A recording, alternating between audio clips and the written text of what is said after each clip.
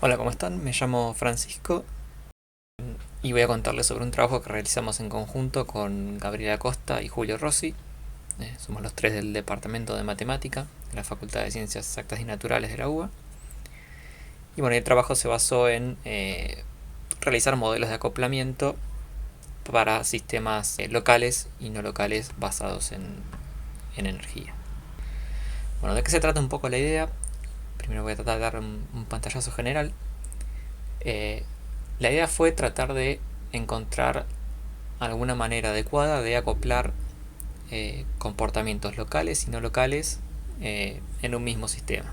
Por ejemplo, uno podría imaginarse que tiene algo parecido a la ecuación del calor, por ejemplo, con un sistema que a escala micro, uno, digamos, la ecuación del calor en sí misma, uno a escala micro la suele describir como la difusión de pequeñas partículas moviéndose como con una ley que podría ser, por ejemplo, un movimiento browniano.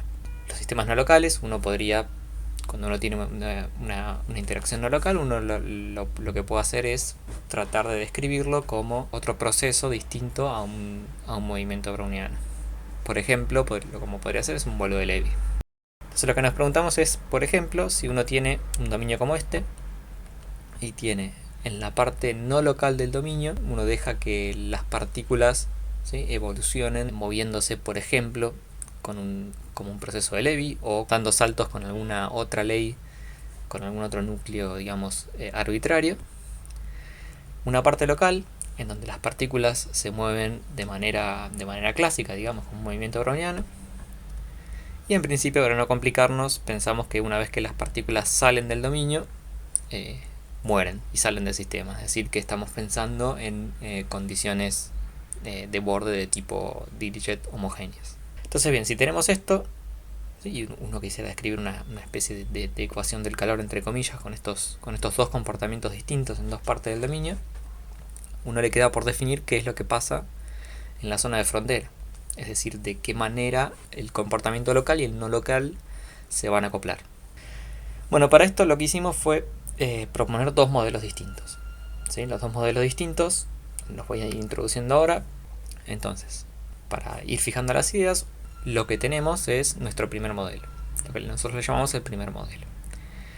Como les decía, tenemos estas interacciones, ¿no?, de partículas moviéndose de una manera en la parte no local, de otra manera en la parte local. Nuestro primer modelo de interacción va a considerar que nuestra partícula, cuando está en la parte no local, va a dar un salto desde el punto X hacia un punto Y cualquiera, con una cierta probabilidad que viene dada por este núcleo J. ¿Sí? A este núcleo J le vamos a pedir algunas propiedades más o menos razonables, le vamos a pedir que sea positivo cerca de cero, es decir, que si digamos, una X y un Y están muy cerquita uno de otros, esto va a ser más grande que una determinada constante positiva. Y los saltos, o sea, la ley de probabilidad esta viene dada para puntos que están en la parte no local y se le permite dar un salto a la parte local. Obviamente, una vez que llegan a la parte no local, las partículas se empiezan a portar ahora de otra manera, se portan ahora como un browniano clásico. Una vez que llegan a la parte no local, empiezan a difundir como si fuera la ecuación del calor clásica. Bien, entonces lo que quisimos hacer en principio es definir un funcional de energía que nos permita describir esto de manera análoga a lo que uno hace en el problema, o bien cuando es totalmente no local o bien cuando es totalmente local. Bien, entonces el funcional de energía que encontramos que describe esto de manera razonable es este que estoy mostrando acá abajo. Como pueden ver, tiene una parte, ¿sí?, esta parte que es lo que uno le podría llamar en término clásico, que describe básicamente lo que uno minimiza cuando uno piensa en la ecuación de calor clásico, o mejor dicho, cuando uno está pensando en buscar las soluciones de la ecuación de Laplace, es decir, de la parte estacionaria de la ecuación del calor. El término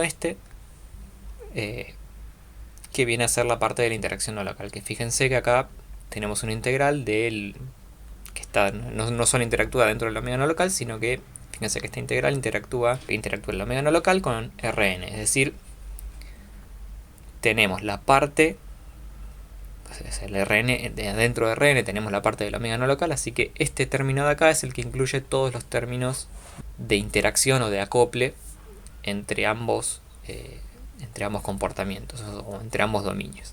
Y bueno, y la parte, obviamente la parte del término fuente que queda exactamente igual a lo que uno conoce. Proponemos este funcional, ¿sí?, para describir este primer tipo de comportamiento.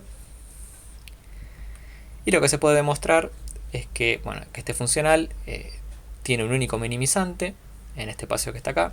Uno le pide a la función que en la parte, que en todo el omega la función esté metida en L2 y que en la parte local, que es la parte más delicada entre comillas, la función tenga suficiente regularidad como para estar en H1.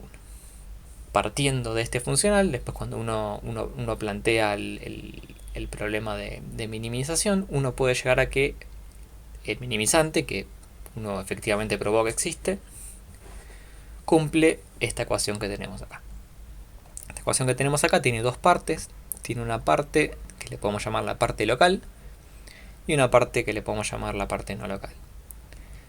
En la parte local tenemos, fíjense que si no estuviese este término es prácticamente igual a la ecuación del calor clásica. Acá tenemos el término de borde que está en el borde del omega local. Esto que quizá queda un poco confuso como está escrito, pero esto es lo que sucede en el borde, es decir, en la parte que interactúan el omega no local con el omega local, ¿sí? Eso sería, si me dejan ir un poquito más para atrás, sería en la línea de esta gama, que le llamé gama acá. Y tenemos, bueno, la parte no local. Bueno, tenemos después acá arriba, ¿no?, el término de acople, que me describe la parte en donde me describe, digamos, ese fenómeno que es que están llegando partículas desde la parte local. Es decir, fíjense que esto uno también lo puede pensar como una especie de término fuente. Y bueno, por supuesto la parte local, la parte, es decir, no local de la ecuación. Bien, uno puede demostrar que queda más o menos así. Y esto sería en resumen lo que es el primer modelo propuesto para describir un acople entre estos dos tipos de comportamiento, ¿sí? Bueno, esta es una posibilidad.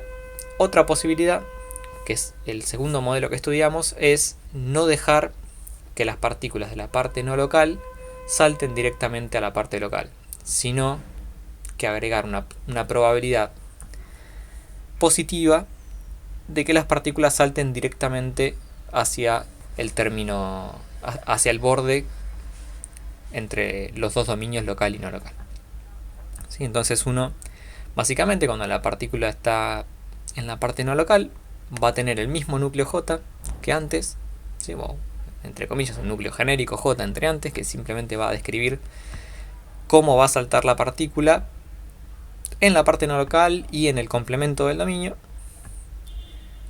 No se le va a permitir saltar a la parte local directamente desde la parte no local, pero lo que sí se va a permitir es que lo que va a haber probabilidad positiva es que con un núcleo G la partícula va a poder saltar de X a Y con el Y en el borde que va a ser digamos, la interfase entre los dos dominios. Bien, ya no saltamos directo a la parte local, sino que ahora hay que pasar por la interfase de manera ordenada. Bien, entonces el núcleo G también le vamos a pedir alguna propiedad parecida a la que le pedíamos al núcleo J, es decir, que si X y Y están muy cerquita, necesitamos que el núcleo sea más grande que una constante positiva. Y al igual que antes, proponemos un funcional de energía, el cual debería resolvernos el problema si uno piensa en, por ejemplo, la ecuación del calor, en la solución estacionaria de la ecuación del calor, entre comillas, ¿no? Este calor que es un poquito no local y un poquito local. Entonces uno puede definir el funcional de energía. De nuevo tenemos la parte clásica, tenemos la parte no local, pero fíjense que ahora la parte no local, antes teníamos el Rn nada más, ahora tenemos el Rn al cual le quitamos la interacción en la parte no local. Esto está queriendo decir que evitamos los saltos de acá hasta acá. Y esta parte justamente viene reemplazada por los saltos hacia el dominio, hacia la interfase gamma. Una vez que llega la partícula a gamma, se puede portar de nuevo como si fuese, se empieza a portar otra vez como si fuese un browniano. Y por último, bueno, tenemos el término fuente como siempre, que es el que completa el funcional. Bueno, al igual que antes, uno puede demostrar que esto efectivamente tiene un único minimizante. Uno puede demostrar que esto tiene un único minimizante en un espacio que es prácticamente igual al anterior, donde le pedimos que la función esté en L2 en todo omega y le pedimos también que esté en H1 en la parte más delicada, que es la parte local, y uno llega a un sistema de ecuaciones bastante parecido a lo que tenía antes. Fíjense que la única diferencia al sistema de ecuaciones que tenía antes es que acá en la ecuación local, ¿sí? Tenemos, bueno, prácticamente la ecuación de calor clásica acá, pero tenemos acá un término de borde que nos dice, nos da un flujo que de la parte no local, perdón, de la parte local hacia la no local, o viceversa, ¿no? Es el flujo, esto es lo que está controlando el flujo entre las dos partes.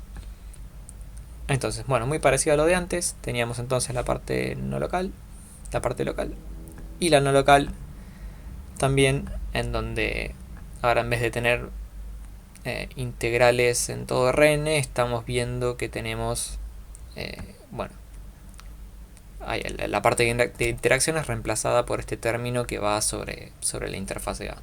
Entonces, bueno, uno puede probar que el minimizante del problema anterior cumple con esta ecuación que está acá. Bien, bueno, entonces hasta acá llega la parte escalar del modelo.